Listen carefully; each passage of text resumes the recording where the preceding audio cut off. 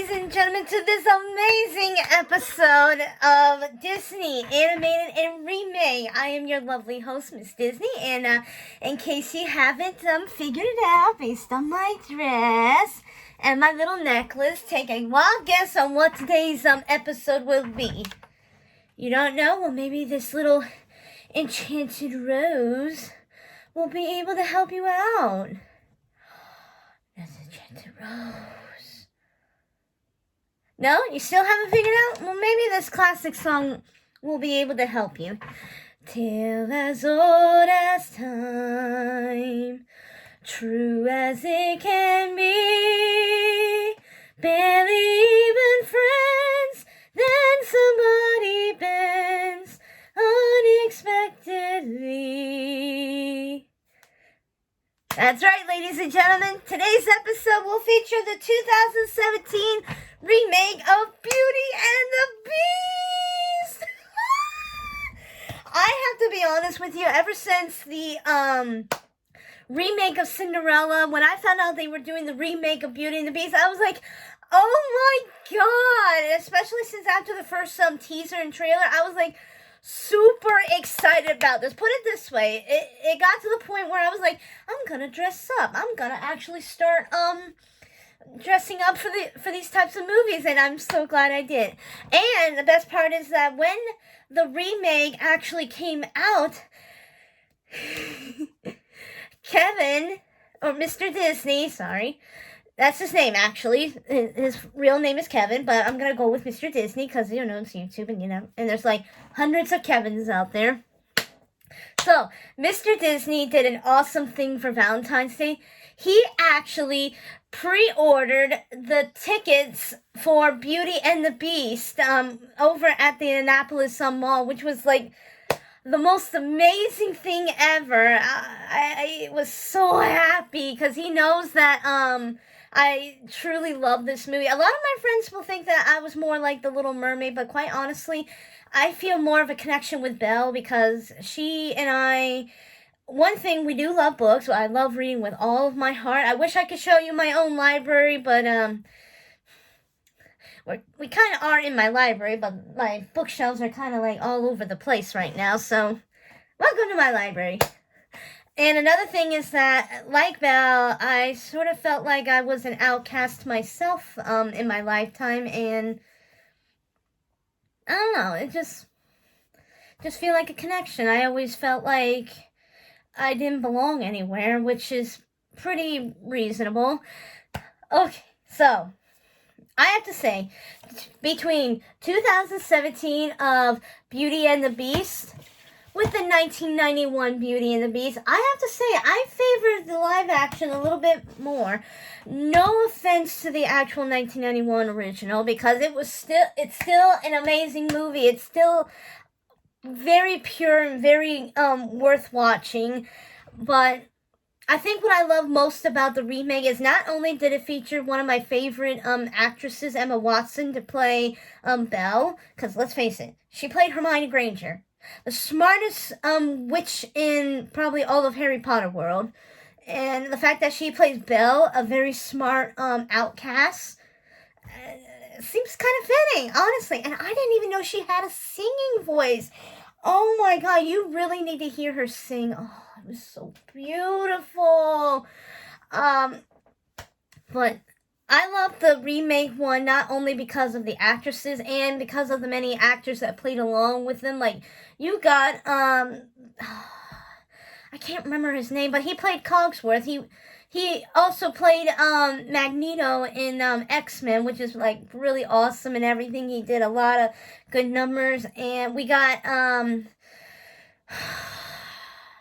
see, this just shows that I'm not much of an actor type of person. I don't know the actors. I basically know them by their characters. The guy who plays Lumiere also played Obi-Wan Kenobi in all of the prequels of Star Wars. So, and with him with a French accent. Wow.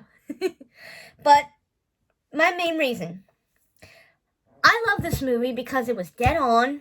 I love the remake because it was dead on to the actual original animated.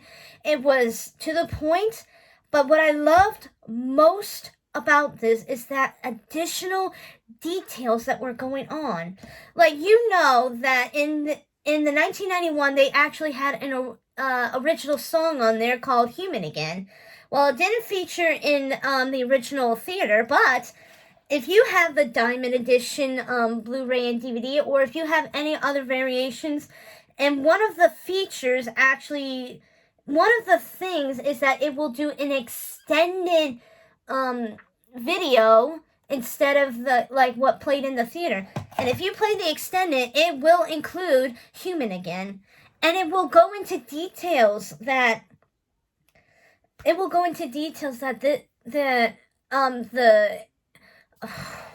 the furniture, or the servants, I should say, had been waiting for 10 years for someone to release them from this curse. If you did the math, then those that seemed pretty old would be probably older or dead. And yet somehow there's... I always pictured that Cogsworth was going to be like an older folk because the way he was so uptight and everything. And I'm glad in the remake they actually did make him an older gentleman. And I just always wonder, especially with Chip. Chip is such a young child. He even looks like he was less than 10 years old when the movie came out. Now, the reason how I know about this is that even though I did not know about Human Again until the Broadway version of Beauty and the Beast, which came about a couple years later, it also featured a little bit of the background through Beauty and the Beast, the Enchanted Christmas. This movie is actually considered a midquel because it features what the beginning and ending were after the curse was broken, but during the whole plot of this, it happened while Belle was trapped in the castle, and Beast was still a beast. So that's why it was considered a midquel. And the Enchanted Christmas actually talked about how Beast came to be. Like, it got into a little bit more detail than what the prologue in the 1991 movie showed. So that's how I learned that if we look back, and assuming that the age is right, Beast is 21 during Beauty and the Beast, and if the curse took place 10 years before, he would be 11 years old. You gotta admit that 11 years old, he's pretty much a spoiled brat of a prince. Of course he's gonna be cursed, but you gotta remember, 11 years old. 11-year-olds are still children. They're still grasping things. They tend to be a little self-centered, but that's 11 years old, and they will grow out of it. That's a natural thing. They will grow up. So the fact that an enchantress cursed an 11-year-old to be a beast seems a little extreme. So that's why I love the remake so much, because this remake actually froze time. Like, the entire castle was engulfed in snow. The people would turn into objects. Basically, time stood still for them. And that's why it seems like Chip still was a boy, as well as Miss Potts and all the other characters. They still looked the same, even from the prologue up to the epilogue. They stayed the same once they became human, instead of like aging like Beast did when he turned from Beast to human in the 1991. So, and I would definitely explain, especially this one scene in 2017 when Maurice was traveling to the science fair, and not science fair, don't mix up the animated with the remake. When Maurice was on his travels to do some trading or some business, he encountered some snow. And the comment that really caught on was, "It's just a little snow in June." So it's safe to say that the setting of the remake is in the summer, whereas we're assuming that in the 1991 series, the setting is probably most likely close to Christmas, since the midquel Enchanted Christmas happened during Christmas time. So that's what I love about the remake, is that it made the characters freeze in time. They were still growing, but they were like losing track, I guess, in certain ways, to where they forgot how much longer they had to be until they're like done. And I have to say, the Enchanted Rose really is a powerful thing because it lasted 10 years. It may have been even more based on the costumes. I would have to say, speaking from someone that actually does know a little bit about history, it seems like the actual story maybe during the French Revolution time, maybe before, maybe a little after. I'm actually more assuming that it was before because there were wigs involved. But but yeah, that was very dead on. The costumes were different. They were definitely dead set on the French theme. They were keeping well lit. And they definitely made Belle more of an outcaster, not based on her outfit, which is what made Belle stand out in 1991, is the fact she was the only character in blue. Really, the only person in her village that was wearing blue. While everybody else was like, all the other colors, mostly brown, except for the triplets, but they're just meh. But what really stood out with Belle and the villagers in this one is not only is she reading, she's an inventor. Oh my god, the creators made her an inventor. More, instead of her father being an inventor, they made her an inventor too, which probably understands the features of how she became so smart. Oh my goodness. And obviously, with all the time in the world and having to read probably every single book that she could get her hands on, she got to put her smarts into good use, and why not? She created a washing machine at the watering hole, and she was able to teach a little girl how to read. And by standards, and if the timeline is correct, women were not allowed to read at that time. They weren't even allowed to write. So the fact that Belle was definitely ahead of her time by being an inventor, a reader, a writer, she was basically a teacher. Oh my god, she was a teacher. And all she wanted to do was teach a child how to read. And the fact that her entire village was against that because it was not due to the status quo. In that time, you were a woman. You had to tend to the house, do the laundry, do the cooking, the cleaning, take care of the family, everything. Whereas Belle, she didn't want any of that. Sure, she still maintained her house by doing the chores and the gardening, but she did it in a clever way. She did what she thought outside of the box. And, oh my god. Yeah, that's what I loved about the remake, is that they really put into development of Belle's character. Ooh, she was definitely not only smart, but she was ambitious. She was a real go-getter. Because back to the scene where Belle was in her room in the castle. And it was after the beast has told her she was not allowed to leave. She did not just slept on her bed crying her eyes out. Instead, she took all of the clothes from the wardrobe and tried to make a rope in order to climb out of the window.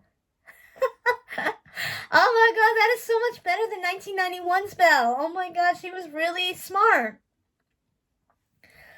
And I just really like how another thing that I love about it is that instead of 1991 where Beast and Belle just drastically out of the blue start getting closer, in the remake they actually show their relationship slowly, like they were getting to know each other, and they found some things that they have in common, like the fact that they both love reading. Beast actually showed her the library. He even stated that he got a very expensive education, and he preferred other books instead of Shakespeare or Romeo and Juliet. And that's when he introduced the library to Belle, and she fell in love with the library.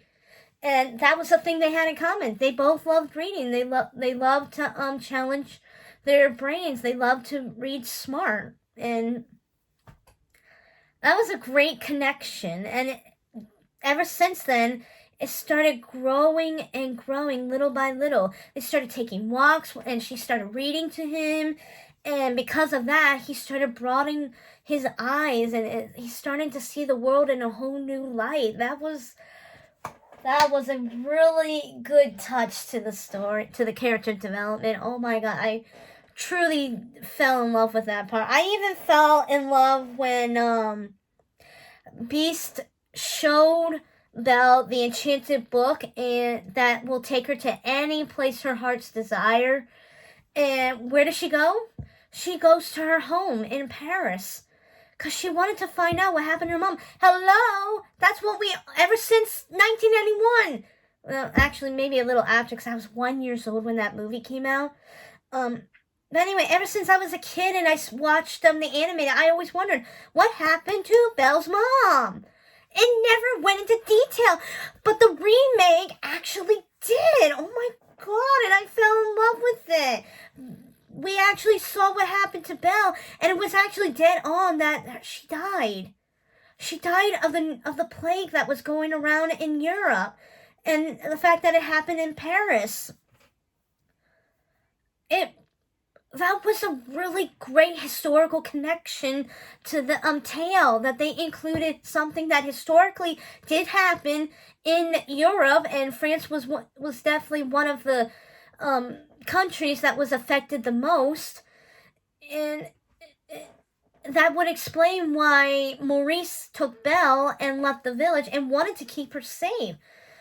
But let's face it, it's the pneumonic plague. Anybody could catch it. You couldn't avoid it in that time period. That was just a natural thing. Well, sort of natural. It was very abnormally spirit thing. So, but either way, that was so awesome. And I finally got the answer. I always wondered what happened. It was very sad. It really touched my heart, especially when she was singing the song about her own childhood. Oh my god, it was one of my favorite songs. Like, this is the Paris of my childhood. These were the waters of my life. In this crumbling, dusty attic, where an artist loved his wife. Easy to remember, harder to move on, knowing the Paris of my childhood is gone. Oh my god, and the Beast, while Belle was experiencing her childhood, and it really dawned on him what she went through. He really judged Belle based on her father, because her father tried to steal a rose from his garden, and he automatically assumed that she was a daughter of a thief, which makes her a thief as well. But the minute that he saw her old home, he realized he was judging too quickly and wanted to know more. And then, of course, he discovered the doctor's mask and confirmed that it was the plague. That really set things into motion. Oh, it was a real connection that tied them together, that made them see things past their appearances or past on their actions. That was a beautiful thing they did. Oh, I really fell in love with it. And another thing that I love besides the Beauty and the Beast dance, that was truly a much better job than the 1991. The remake started focusing on the Beast's feelings after he released Belle. He was truly in love with her, but he knew he couldn't keep her, and he actually had his own solo. It was called Evermore. he wants her by his side. He finally found someone that understands him, that he wants to spend the rest of his life with, not just to end the curse, but he found someone that truly loves him for him. Something that he never thought was actually true. And it really hurt him the way that he had to let her go, because he chose this to make her happy, because he saw how much she truly loved her papa. And when he was hurt, Beast let her go.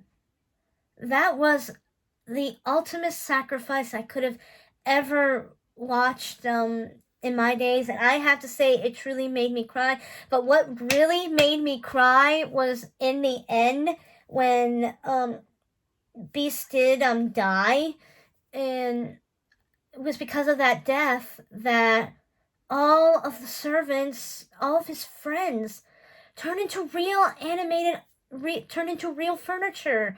They stopped moving, and it really broke my heart. Oh my god! And here I am getting a little emotional. I'm so sorry, but I cried. I bawled in theaters. Mr. Disney can actually confirm this. I was bawling. I was really touched by this and really heartbroken, like I was actually there. But then when they came back to life, it was like, oh my god, finally a real happy ending. And they all came back to what they were. They stayed the same. They were human again. Which makes me wonder, because maybe the village was also cursed, because Jean, who Belle first talked to in the village, he was the one that has no memory of what he was doing, and I think that's a side effect to the curse, because the curse only affected the castle by turning anybody that worked there into different things, but they really extended the curse to where everybody that knew them forgot about them, at least until the curse was over. And it kind of made me wonder, if time was frozen for the castle, is it possible that those that knew them or had a family with some of the people that worked there, did they sort of frozen time? I mean, I'm assuming so, and I think that we didn't really catch on to that until Belle came in, and I think that's when things started slowly moving into place ever since Belle started moving into the village. And I'm assuming that Belle wasn't in that village for very long. I don't know how long she was in that village, but it's clear to see that ever since they came to the village, she was bored. So it's safe to say that she might have just recently moved into the village, maybe a year or two or so years ago. So I don't know, but I think it really did affected the villagers in more ways than just forgetting about them. It could also be that they've probably slowly stopped aging, so that way, if the curse was ever broken, they will not only remember, they will also be with them. They will actually spend the rest of their lives with them and everything, especially since Chip does have a father who looks old enough to be his grandfather. Oh my god. Oh my gosh, Josh Gay did an amazing job as LeFou. Oh my. He really redeemed himself. That's one thing that I love about, another thing that I love about this movie is that LeFou redeemed himself. He started seeing that Gaston was not such a good friend after all, especially after tying up Maurice, leaving him out to the wolves, and then denying that Maurice was telling the truth. He redeemed himself by fighting with the servants and everything. So that was really good. And he made it funny. He really made it funny, which is exactly what sidekicks usually do, is making things funny for them. And I think you could safely say that I truly did love the remake more than the animated. I mean, I will always love the animated from the bottom of my heart because it really is one of the good classics of Disney. But the remake really did a much better job, and they definitely live up to the standards of the 1991. I could go on, in case you haven't noticed, I could go on for this. I mean, I can even tell that I've reached past my normal time. I'm really wavering with 25 minutes of this, so I could go on for hours and hours about this, but I don't think I will, because oh my. Excuse me, whew. It was just so awesome. I love the fact they gave Beast solo. They really got into the development of the relationship, not only between the main characters, but also the developments of the other characters too. Like we could see that Lumiere and Plumette, that's her name. Sorry, the Feather Duster had so many names since 1991. She started off as Fifi, Fufu, and now she's Plumette, so I don't want to just call her Feather Duster. That doesn't seem pretty right. But we actually see that Plumette and Lumiere were so much in love. Oh my goodness. They were willing to do anything in order to be with each other again. And it was really amazing. And what really made this really interesting is that this is the first Disney remake movie that Mr. Disney challenged me to do something in theaters. We made a challenge with each other that I was not allowed to sing during the entire movie. I hate that. I hate that about it. I hate that he did that to me. Oh my god. That was challenge because it's all the songs that I knew except for like one or two, two of them actually, and I hated him, and I managed to do pretty good up to the very finale, and I started bursting out singing, and I lost the bet. So what I had to do, oh my god, should I tell you or should I? No, I'll keep it a secret. Let's just say that it was something that I didn't want to do, and I end up enjoying it, and I lost. Let's face it, I knew I was going to lose because I love Disney with all my heart, and I always sing the songs, especially if they're very upbeat and so... I'm losing track of words. So enjoyable. There we go. But he really enjoyed it too. I gotta say, when I first got the DVD and Blu-ray, I was actually allowed to pre-order this early. I had to do a very good convincing argument with him. When I got this, we watched it 10 times in a row. 10 times in a row. And then he started growling in his sleep. Yeah, Mr. Disney likes to talk in his sleep, and sometimes he'll sing. Truth be told, Mr. Disney actually slept saying, "You're welcome" from Moana after we watched it 12 times. Ooh, yeah. That's one little secret. I don't think he'll know. Maybe. Okay.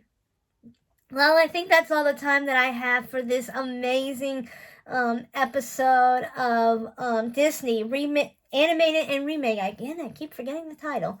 Tune in next time as we talk about another remake and sort of compare it to the animated. Again, I will not tell you because I'm going to let you do the research on what you think I will be discussing next. And I hope you like the little light decoration I have here. I figured that this was a nice touch. Please, ladies and gentlemen, keep safe and keep practicing social distancing. If you're not comfortable with going out, please stay home. If you were like me, where you want to get out, please follow your state or country's regulations. I know they are a pain in the butt from time to time, but if it will help get things back to normal, then do it. If not, stay home. Also, I want to give a shout out to a very gracious cousin of mine up in New York. Her name is Emily Hummel. She is working, not in New York. Oh my goodness, wrong state. My cousin Emily Hummel is a licensed and certified nurse over in Connecticut. She has been working very hard with the nurses during this pandemic. I want to applaud her. I want to wish her the very best, and I know that she is working her hardest while keeping some distance from her loved ones as we go through this pandemic. Thank you, Emily, from the bottom of my family and from my heart, and probably for everybody that watches this. Keep up the good work, and I want you to stay safe. Tell your coworkers, tell your doctors, tell your employers, tell everybody in the hospital to keep up the good work and to stay safe. We are all praying for you, and I just hope that you will be you are, in fact, making a difference in the world by putting up with all of the craziness and never giving up on this pandemic. So I just want to thank you, and I love you, and just stay safe.